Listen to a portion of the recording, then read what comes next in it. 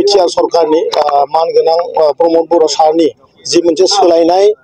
समाज मोनसे बानायनाय बिनिनो फिसारि डिपार्टमेन्टआ दिनै सराइबारि समस्तियाव 100निबो बारा 200नि खाथियाव जायफ्रा ना दाननानै गावनि जिउखौ खांनानै दङ आरो जायफ्रा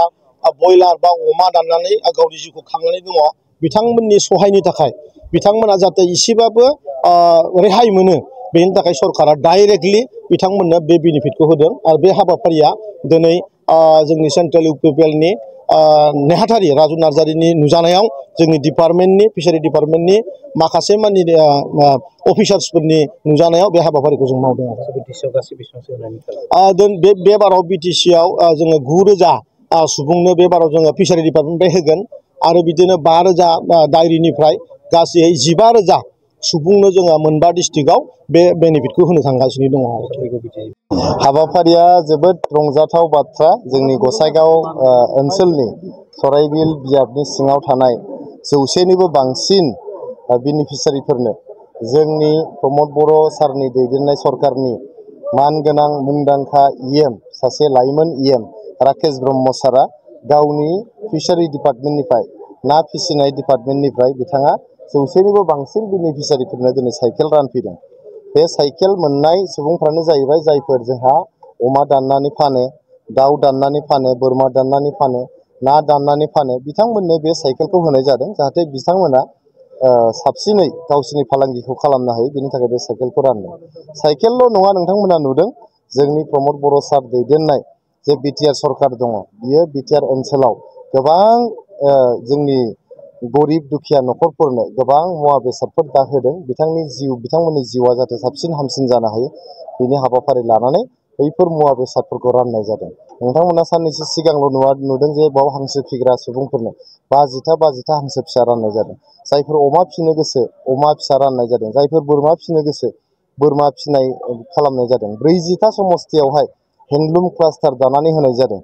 गतिके जिहेतु जोंनाव बड'लेण्ड ओनसोलाव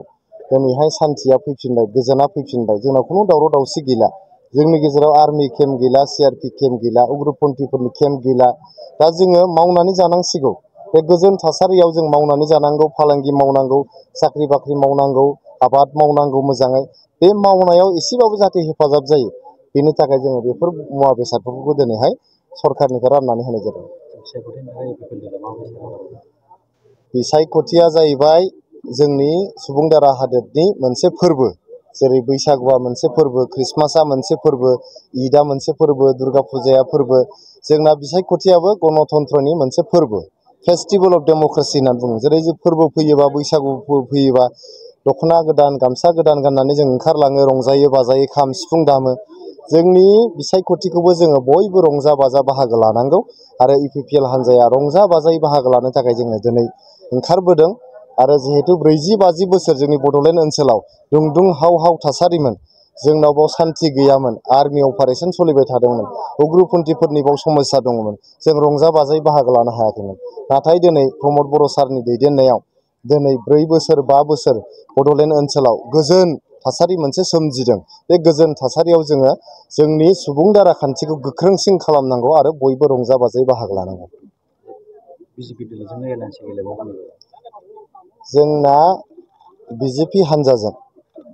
एनडिएनि एलायन्सआ गोदान दिल्लीयाव मानगोनां नरेन्द्र मदि बिथांनि दैदेननायाव 2029 मायथाइसिम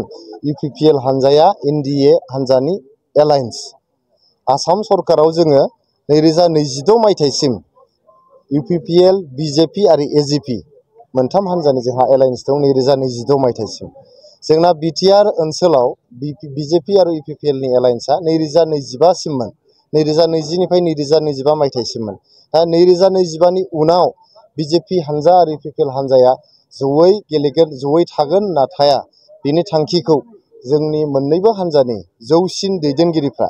गेदेर दैदेनगिरिफ्रा ज' जिरायनानै बे थांखिखौ लागोन जेब्लानो बे थांखिखौ लानाय जागोन जोङो खौरांगिरि बिथांमोननो गिबिसिन खिन्थाहरनाय जागोन